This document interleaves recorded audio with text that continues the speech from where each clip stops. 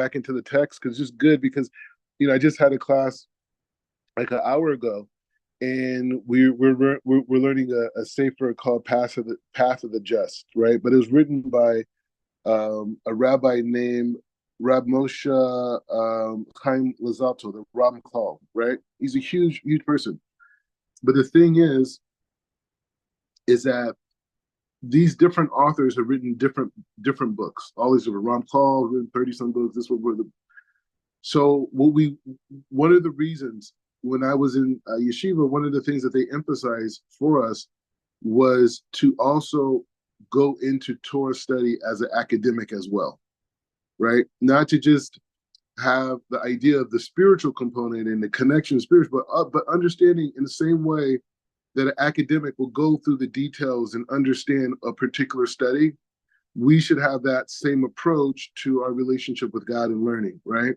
So a lot of the authors, we want to just understand their thinking process, right? Because the Torah is inside of us already, right? We've already established that, right? All the Torah, all the wisdom, we learned it when we were babies, right? So this whole process is just evolving or revealing the Torah that we have inside of us, right? So with that being said, so the idea is to say, as we, continue to venture in studying, is to see the different perspectives, right? And the more of the different perspectives that we could see, the more it empowers our independent perception that we want to develop. The goal is to develop your own outlook, how you see it. But obviously, as Solomon says, there's nothing new under the sea, right? So it's being able to have a uniqueness, but to be within the chain of history, of discussion, of thoughts, of challenging these types of things. So a lot of these authors are that. And then also, one of the things that I feel, that has been played as a trick on our people as we venture into wisdom is that they create this whole dynamic where, oh, well, this person is a white person or this person is, Arab or whatever the thing is. And so therefore I should not learn from him, therefore that this person is only going to bring me harm, right? Even though the learning that we're teaching are people teaching their neighbors. They're not putting out information to, this is information that's passed down in small circles, not even the collective Jewish community. A lot of stuff that we're going to keep blowing, most Jews you talked about, hey, we never heard of that. Oh, I heard you. So, so it's all, it's all relative, you know what I mean? And so that part of wisdom and being able to seek out wisdom, no matter what area it comes from, what angle, what person, is humility, right? And we should be able to learn from everybody, right? That's the whole point, is to learn from everybody, right? Not just a scholar, but obviously our children, everybody. So anyway, so I wanna introduce this. We already started the Sefer. Well, actually, you know what? I talked already a little bit about them, so I don't really. Well, maybe I don't know. Should I say? Should I not say? I don't know. But maybe we'll just start with the text, and then we'll just learn about the author as we go. Right? We'll go back to the text because it's a lot, and I want to do a little bit of a review because it was a long time. It was like Friday, right? That we talked about it. Okay, so if you remember. Okay, so this is the introduction. This is the Bosch. I mean, the Bosch. This is Rabbi Ashlag. Let's learn a little bit about Rabbi Ashlag. Right. It's just this. Let's see. Something I better want to. I mean, a lot of. Okay, so let's read this. This is okay. A little bit controversial. Kabbalah's on the website. Not everybody's into it. I get it. Okay, so anyway, so Rabbi Ashlag. Yeah. Rav Ashlag was a man who truly understood and helped the advancement of the transformations of the 20th century. Rav Ashlag broke with the 4,000-year-old tradition that had locked Kabbalah's great power inside the holy teachings of the Ari, right? Rabbi Isaac Luria will talk about these people. And he says, the time had come to act an ancient vault of Kabbalah. God, because everyone wants to be a great writer. I'm just looking for facts right now just to get that idea. Okay, Rob Ashlag explained that the Zohar foresaw the reality of today's material world and that it rule and its rules over the spiritual reality. During these times, men motivated by self-interest, intellectualism, and ego avoided spiritual worship like the plague. Only those who sought truth and had a pure heart were able to find wisdom. These are expressed in the Kabbalistic entrance of the tree of life. He says, it is such a, he writes in a tree of life, Rav Ashok, it is in such a generation of as ours, there is nothing more feared from disclosing the truth, disclosing the truth of wisdom openly. So his philosophy was, and that's why I was able to meet people who form these institutions, is that their whole thing was that they there was a belief system that the wisdom of the Torah was kept secret from the masses, right? And they did that. We touched on it before. It was the point behind it was to say that, hey, you know what?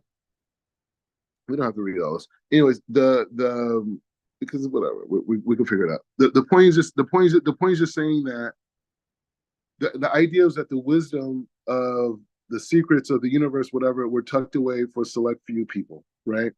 And and so Rav Ashlag's idea was saying the way that we bring the redemption is by now bringing the wisdom out. And his belief system around bringing the wisdom out was that in our generation now, because we're so close to the coming of the Mashiach, that people don't want truth. They're anti-truth. So in the past, they were worried about people using truth for idol worship. Now, those same people who may have used it like 1,000 years ago, or maybe even less than that, those people today are disgusted by truth and they want nothing of it. And so now is a time where we can bring it out to the masses, and the people who sought truth would find their way, gravitate one way or another. They would gravitate, and then that was their belief system. And so they believed in teaching the whole world. So in essence, a lot of the students of Rav Ashlag were banned from the Jewish community because they were going out teaching to the masses, and they thought that was wrong and this. But this has been a consistent theme in the Jewish world. There's been innovators that come, everyone's against it because they think, oh, you're going to replace everything, we're going to be lost, this whole thing.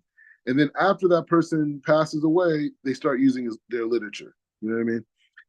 I think because the personality who was giving is not there anymore, so people could kind of use their own understanding. Anyways, with that being said, let's go and go back to where we were at last week. Okay, so what we're doing is that we're going into the study, and the study is designed to allow us to not just like when people want to understand the wisdom and the knowledge and these things of Kabbalah, the idea is to say that what we're learning is how to attach ourselves, for lack of a better term, right? Because it's not an all-encompassing thing, but there's an aspect of intelligence that runs this world that emanates from God. The intelligence itself is not like the essence or the totality of the creator. It's an expression, right? And so the intelligence of this universe, intelligence of reality, we want to be able to attach ourselves to it intellectually and to it physically, right? And so the study of Kabbalah that's the basis of it. The study of Kabbalah basically is, how do I attach myself to the spiritual system of reality? And I really believe this is a very important study for our community, African American community, that are descendants of Israelites, right? Who practice Judaism already, that to be able to expand our thinking process in that way, and to be able to have questions around the nature of God, the nature of ourselves, the nature of that interaction, right? And not to just try to understand it from a verse in Genesis that talks about Adam, right? But to be able to understand the same laws of the universe that Adam understood, and Noah understood, and Abraham understood. It's the same laws. We're the same men, right? They were in a different time, different talents, different gifts. I have my own gifts. You have your own gifts. Everyone has unique gifts. We know about their gifts, but the reality is, okay, so if you remember, I'm just going to run through these questions really quickly. So last week, if you remember, so he basically starts off, Rob Ashlag and blessed memory starts off by saying, hey, you know what? The purpose of this is to clarify ideas that seem simple and people just kind of gloss over it, right? He says our first question is like, what is our human essence, right? What is our role in this great chain of beings, which each of us is but a small link? He says when we examine ourselves, we feel like defectives, like we're low. There's little more. When we look at ourselves, like, hey man, I do this wrong, I do that wrong. You know, I need to lose weight here. I need to do this. We just see ourselves we don't wake up and see ourselves. We see ourselves from a critical standpoint, right? He says, but when we look at the Creator, we see the Creator is amazing, perfect, like it's the most. It's the expression of perfection, right? But we come from the Creator, right? So how could we look at ourselves this way, but at the same time praise the entity that created us with such beauty and perfection? And he says, the logic dictates that God is the great benefactor, and there's none greater than him. And he says, why has he created so many creatures who suffer and experience lack during their existence? Good desires to bestow good and certainly not to generate much suffering, right? How do we understand this? And he says, how is it possible from the eternal, which has no beginning or end, will emanate creatures that will come into being, cease to be, and are lowly? What's going on, right? And so he goes on to say, like, to adequately explain all this, we must do inquiry, right? So he brings these first points. The first inquiry is how can we imagine generally a new creation of something created that has not already contained within God's wisdom. After all, it's clear that anyone who investigates that there is nothing that is not already included within him. Furthermore, it's evident that nothing can produce what is not already contained within it.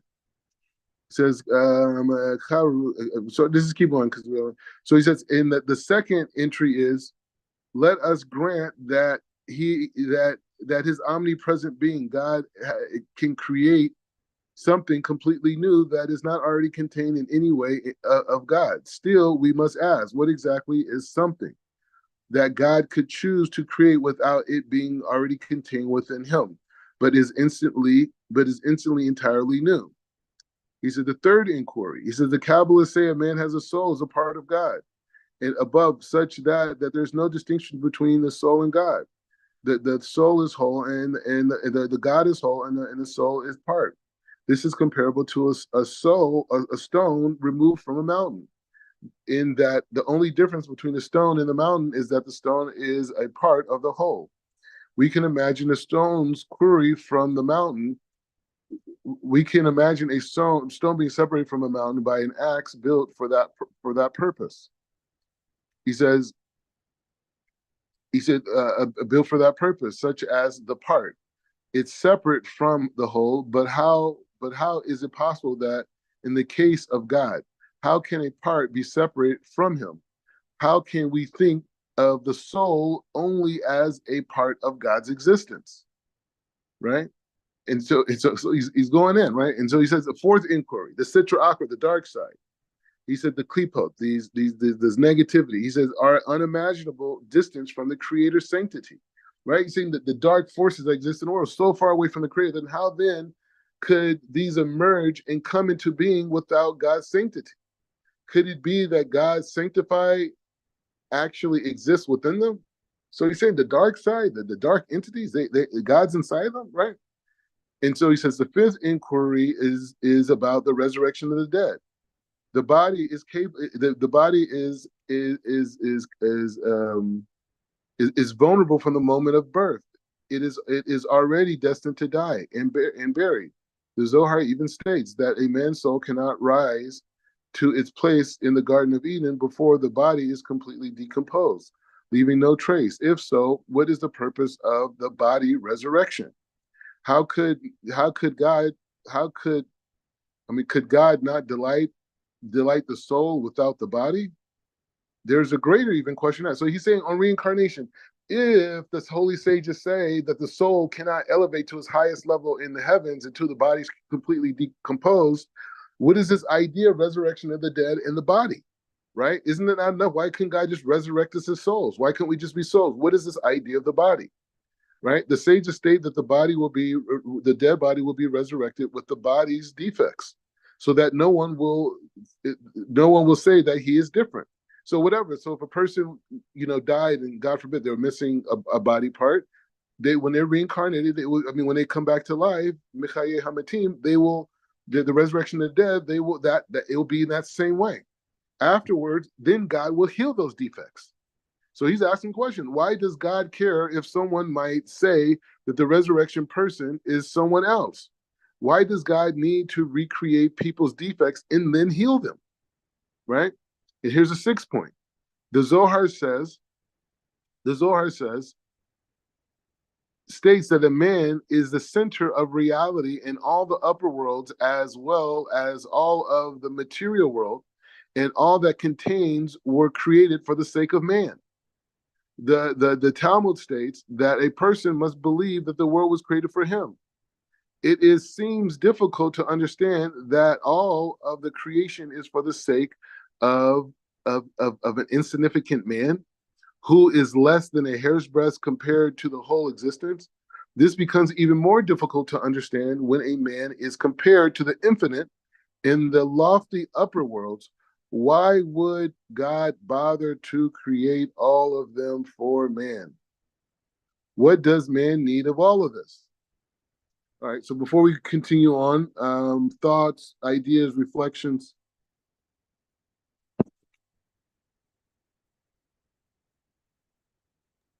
No. Okay, you're good. All right, here we go. All right, so we're going to the next level now. All right, so these are important things because it's like people who come from traditional religious backgrounds, they don't contemplate these things, right? They just know they know Bible verses by heart. They can recite it. Hey, it says it by this, this, and this. Okay, but before we even open the Bible, what's going on? Who are we? What is our purpose? Why is this here? What's our connection? These are the types of questions that the Bible is attempting to reconcile. But if we don't have sources and traditions that open up those conversations, we can't look inside of the Bible to find these answers, right? Because we're here to become full people. Okay, so let's keep going. It's going to get really even better. Okay, so let's go. All right, so let's go, Rav Ashlag. Okay, so let's do this. So he says like this. All right, Parak Aleph. All right, part one, right? So he says, okay, so the desire to receive the purpose of creation. This is who he's starting us with. Now that we got these questions, now that we've done some inquiry, we open our mind. Yep, I never thought about that. Rav Ashlag, you got us. Okay, next. So now we're going into the system, right? Okay, the desire to receive the purpose of creation. One strategy for answering these questions is to begin with the end, namely the end of the purpose of creation. After all, one cannot understand anything from the middle, only from its end. Clearly, every action has purpose. Every action has purpose, since only an insane person acts purposeless without purpose. Ve'yaveda ani she'eshta mitcha kimima perik ma'al Torah u'mitzvot. And so he says, and I know that there are thinkers I know there's thinkers those who reject the yoke of the Torah and a mitzvah, who say that the creator created reality and then abandoned it due to the insignificance of its creatures. And it is inappropriate for the creator to have providence over their insignificant and disgustful actions. This is a fool. So Rob, actually, he's not holding back. So he says These people who say like, God, yeah, maybe God created the world, but he's not involved. There's no Torah, commandments, all this. It's like, yeah, there was a divine force that created. Rav Ashlag said this person is a fool. This would be a reasonable conclusion if the humans were created, if the music had created ourselves, along with all of its distasteful and defective aspects of our nature. Right? He says it would be a good argument if we made ourselves and we made it this way. Right?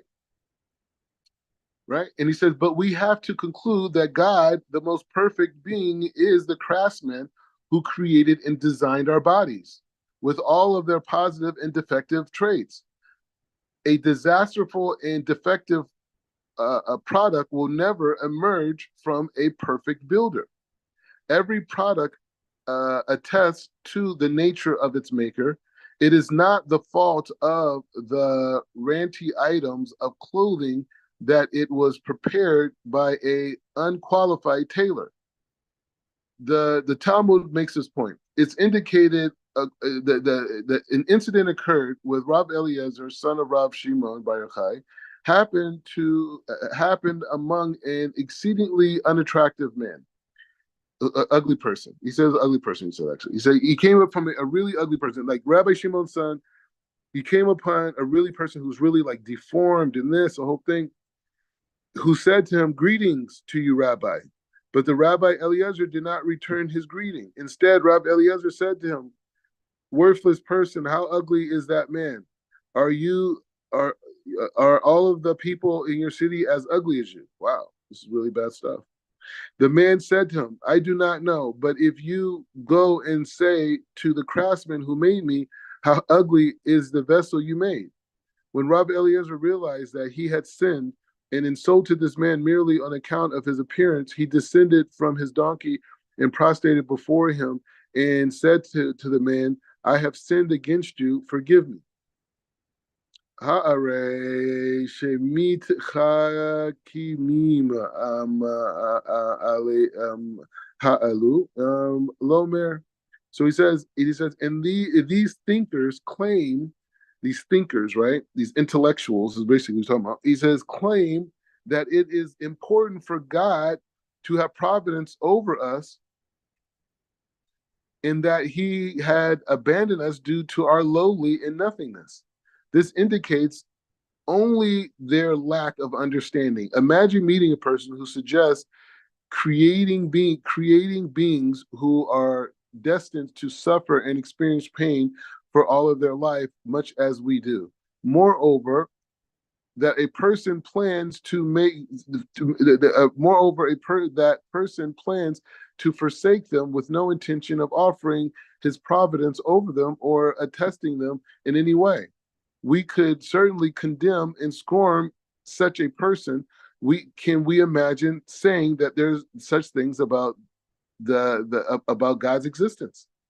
So he's saying like this. He's saying, okay, so you have these intellectuals that come in the world and say, hey, you know what? Yeah, we agree that there was a creator that made this world, but you know what? He's not involved in creation. So meaning all these like laws and precepts and systems of thought that you guys have as religious people are worthless, right? They're meaningless because God's not involved anymore. We're look how bad we are. We kill, we murder, we do all these things. God doesn't want anything to do with us. He's out of this game. So Rav Akshay says they're fools. And he says, and not only that, he said, in order for us to understand any of the things that go on in creation or any things that were created, we have to start at the end, which is an interesting point, right? Because even the word emet, right? Aleph, mem, taf, right? The aleph is the beginning of the alphabet. The mem is the middle letter of the entire alphabet, and the taf is the end, right? And so many of the sages derive that the word emet is teaching us that we can only have true clarity when we see the whole picture, the beginning, the middle, and the end. But until then, we don't have clarity. So he says, Ule fi chek ha shako habarit michayava o tanu le havin et hapichad. Sorry, ha hi pach. So he says, therefore a clear thinking individual must realize that the truth is opposite of what appears on the surface. On the surface, he must conclude that there are good and that there are the lowliest of creatures. We are infinite. We are of infinite significance. We are worthy of the craftsman who made us. Any flaws in our body, whatever explanation we might offer for them, ultimately stem from the Creator, who created us with all of our created us with all of our human nature. After all, isn't it clear, like it says in Psalms, He made us and we did not. He knows all of the consequences of our human nature and our bad tendencies, which he created within us. Ella hu hadivrei asher amrenu. So he says, thus we have stated before, thus what we stated before must be true. We must look at the purpose and the end of creation in order to understand everything. As the saying goes, do not show anything to a fool while it's in the middle of being constructed. Oof. Any statements, any points as we keep going? Yes, yes. Okay. I was, as you're going through this, it just brings me to the thought of Hashem being the potter. Oh. And when you initially see the potter at work, he brings out this dirt, and it's like this water gets connected with the dirt and the clay, and originally you look at it and it just looks like a big clump of nothing. But as the potter continues to mold and to shape the clay the way he desires for it to be, you start to see transformation. You start to see something happen, but you don't necessarily know exactly what the end result is going to be. It's not until the entirety of what the potter has envisioned for that piece that you see, whoa, this is like a masterpiece that he always had from the beginning in mind, but you just couldn't see it originally. And so most of the time when you see the finished work, people are just in awe of the end result. But like you said, and like Rabbi Ashlag noted, the middle, you can't determine anything by that, and it is quite offensive to Hashem for us to look at another human or anything that He has created and think that we understand Hashem's totality of what He's trying to manifest. And so I just thought that was this is a very, very good lesson. Yeah. Yeah, I was going to say one point. It's like what you're saying is so on point, and it's like, what type of person would go and eat an unripe fruit and judge all fruits from that moment in time, And so like Yes. that thing, and as you're talking about the pottery and molding that's the intellectual process we have to go through in our learning, right? Because ultimately, like you said, God gave us all the tools. We have to mature our intellect to be able to see that everything is there, right? Mm-hmm. And so a lot of these things that we were taught, like, how much effort has been put in America to tell us something was wrong with ourselves because of our skin tone, because the size of our lips, because the size of our nostrils. And so the undoing of that is something that we have not addressed. That the Muslim community has not addressed that. The Jewish community has not expressed that. The Christian community has not addressed that, right?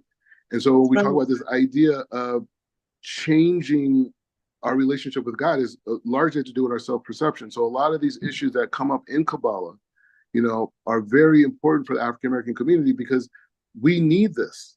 This is part of our healing. You know what I mean? To be able to say, like, no, I am made perfect. Yes. I am made perfect. not just as just quote unquote a Black person, but even within my Black community, not just with my Black community, even within my own home, right? And within my siblings, you know. So it's just saying that like this, being able to not just say, "No, we beautiful, man." I mean, that's okay. It's nice. I mean, it gives you, it's an energy to it. Beautiful, right? But what we want to do is that we want to evolve the thinking that it doesn't even exist in the intellect anymore. That's even a thing. You want to say something? Oh, okay. Well, no, yeah. You know, this section here is really this is the story of life. You know, it really is a story of life, because what this does is this teaches us how to look within, look internally, and then also be able to look externally at others. You know, because we a lot of times we have preconceived notions about other people. You know, it's always whenever you see people, and we've been trained to look at the outward appearance first. And what I've been looking at is that when we deal with identity, and I believe this really speaks to our people in particular, especially Hebrew Israelites. You know, as you know, coming from that vein, identity is a big thing, right? It's real big, but at the forefront of it is, the front of it is the physical appearance. Even when we go into the scripture, we start dealing with the physical appearances that seem to be in the scriptures. But when we talk about identity, physical appearance is the lowest form of identity. It's the last thing it's almost even insignificant, because identity deals with your character, it deals with what you're doing, your purpose, and so forth. So when we look at people, if we look at from the outside of the physical appearance, we don't know what stage a person is at in their life. You know, we're trying to figure out what stage we're in life. And so when we look at other people, that's why I love the fact that we're being taught, especially in Judaism, to, you know, we look at any situation, always take the highest road, always give the highest benefit of the doubt, always give the best outcome about a person or even an event. You know, like a lot of times, just real quick example, whenever we see something happen, like, you know, like this week alone, you know, there's been a plane crash.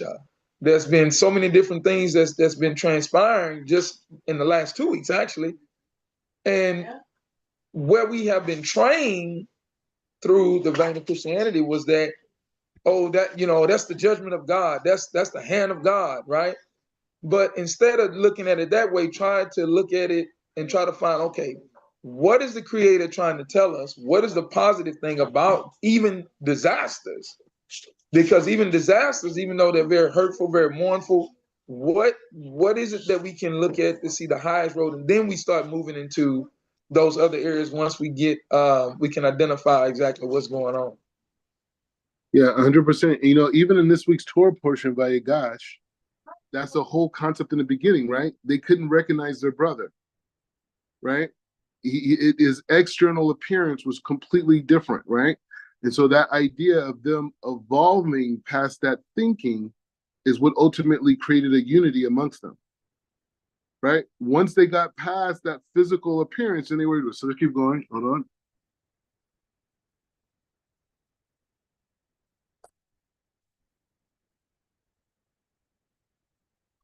Okay, so let's keep going. Uve Kavor, Hanorot. So he's saying like this. He said, the sages have already explained. So just see what I'm, okay. So the sages have already explained that God created the world only in order to benefit his creatures. We must pay attention and focus on this. And for it is the end and the purpose of creation of the world. People must understand that since the purpose of creation is to benefit creatures, it must be that God created in our souls a great desire to receive that which is intended to provide for them. After all, the greater the desire to receive a benefit, a greater the okay, sorry.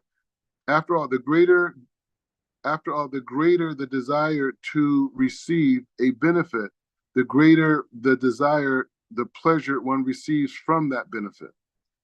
Right? You got that. So he says, one who has a greater desire to receive will have a proportionally greater pleasure from it.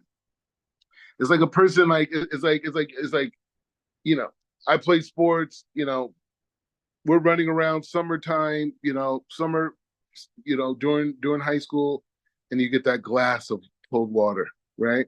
So the running and the hot and the heat and the whole thing creates this desire for this cold drink. And as we drink it, it just hits in a whole different way, right? So it says, okay, so he says, hence, the intentions behind creation requires creating souls with an enormous and extravagant desire for that pleasure, for that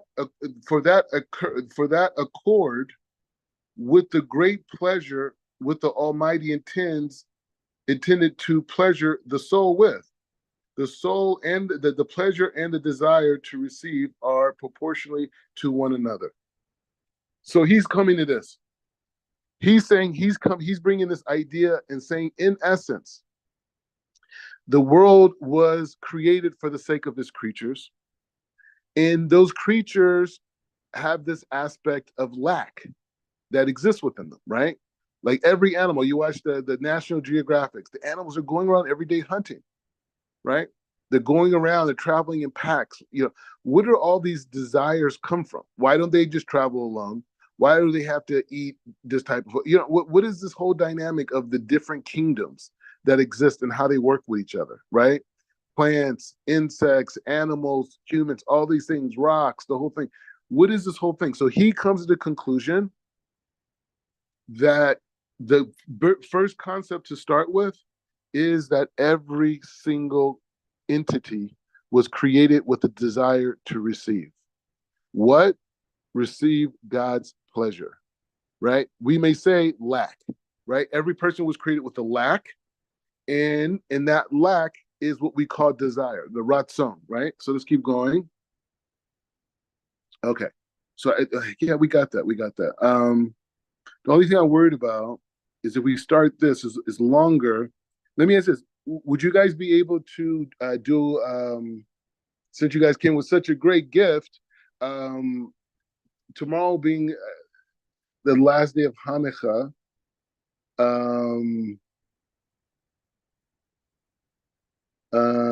would you guys, maybe we could do this chapter tomorrow. We could do this chapter tomorrow, like a Hanukkah special, right?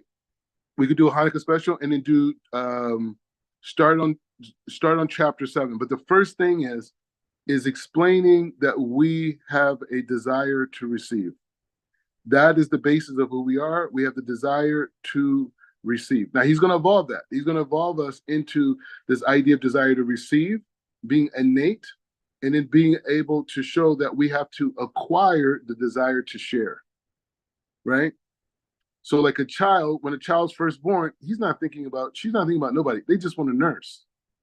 But that child eventually evolves through life and becomes the progenitor of someone else's life, right? So there's an evolution process. So he's going to take us through this whole process, but we're inside the text. So the base idea, the desire to receive, is not just by us, but all creatures on planet Earth. The world was created for these creatures. God implanted this desire to receive for us, and that desire that he created for us, he complemented that desire with this pleasure that he wants to give to us, right? So he gave us this desire, and he gave us a pleasure to that. Now that pleasure may mean different things, right?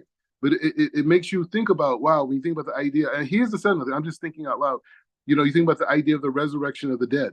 You know what I mean? You think about this idea of when he's talking about having the rebuilding the body, and the body having flaws, but then healing the body and the whole thing. So you could kind of see that, like, this whole process of our life is to wake up with a desire. When that baby comes out and he's just screaming, right? That's the desire that we were all born with. Now our job is to evolve as human beings and to be able to bring that other desire, and then be able to bring that other desire uh, um, into this situation, right? Meaning that I have a desire and I want to feel it, but I can be confused in life and have all these different ways that I think I can fulfill this desire, but they're not true, right?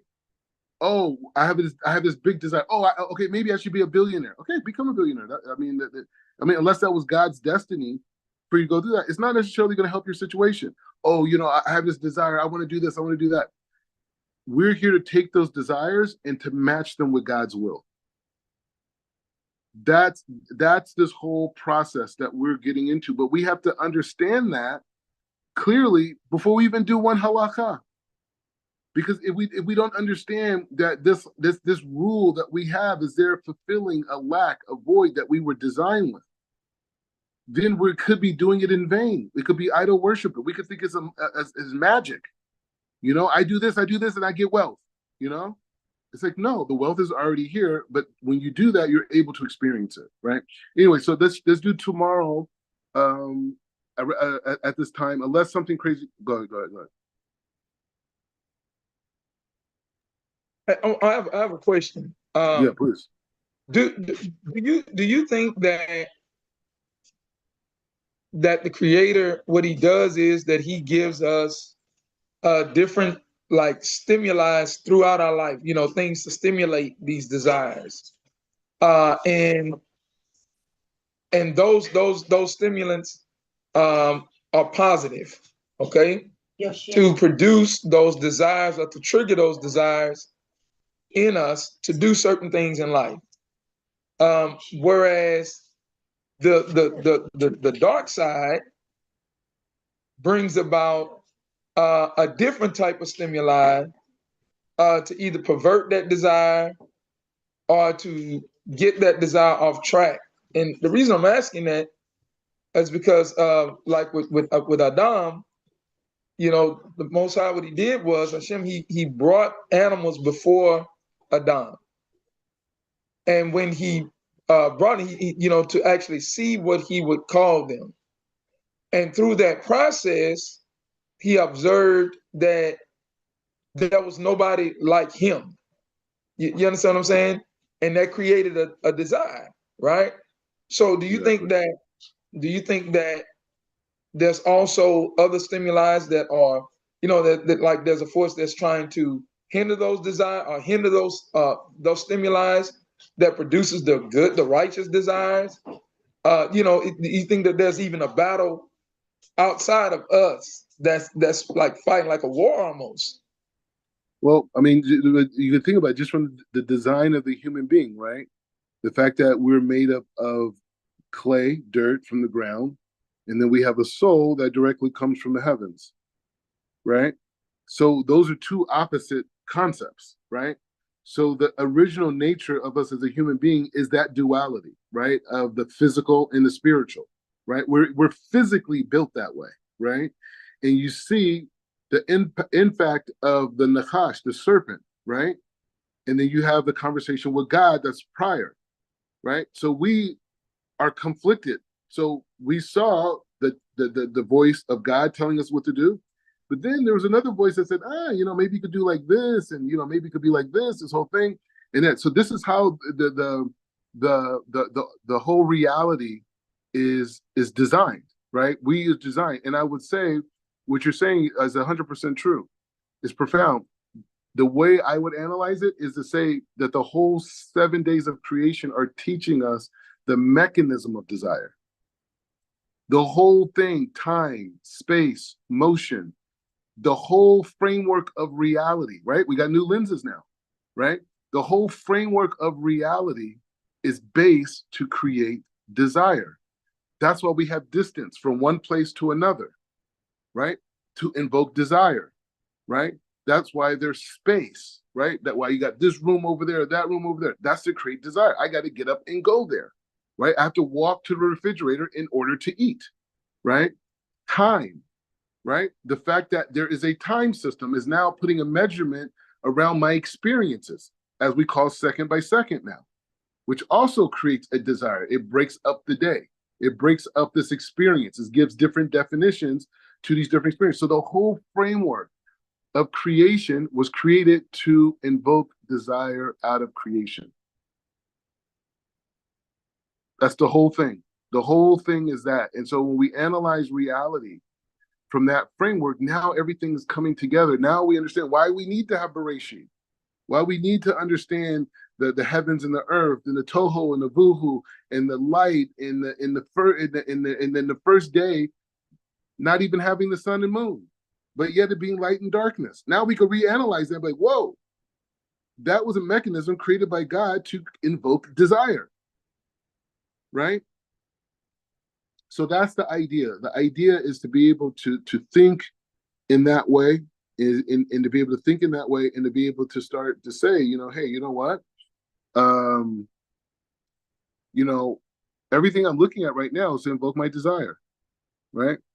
And the question is, God created that, so I can call out to Him, right? Remember when God told Abraham, Lech Lecha, He didn't tell him where to go.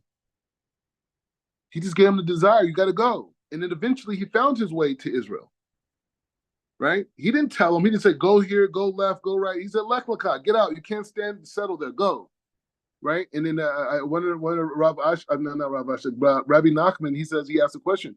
Why didn't God tell Abraham, just make it simple, go to Israel? He said, the reason why he didn't tell him that, he said, because when you're on a righteous journey, you don't know what the next path is. And God does that intentionally.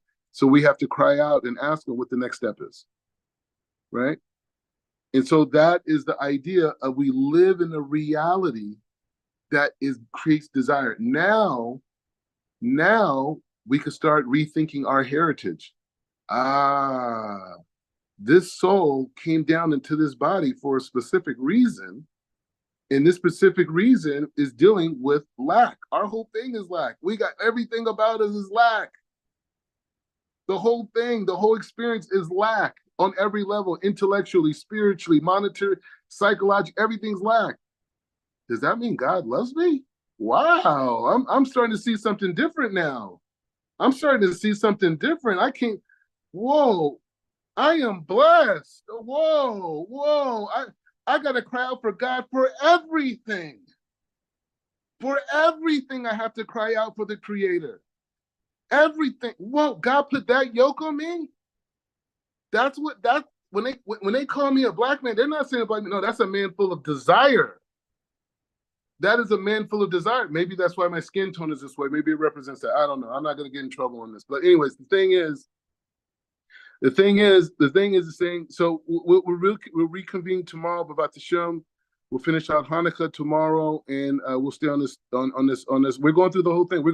We're going from Rav Ashlag. We're going that into his Zohar.